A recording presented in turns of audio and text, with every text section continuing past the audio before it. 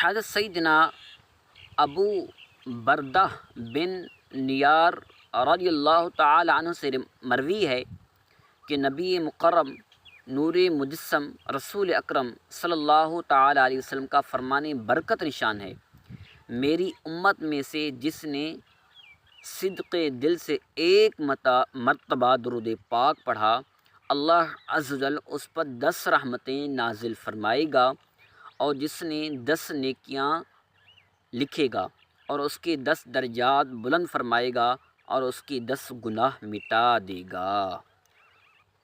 سیدنا ابو امامہ رضی اللہ تعالی عنہ سے مروی ہے کہ شہنشاہ خوش خصال صلی اللہ تعالی علیہ وسلم کا فرمان با کمال ہے، ہر جمعہ کے دن مجھ پر درود پاک کی کثرت کیا کرو، بے شک میری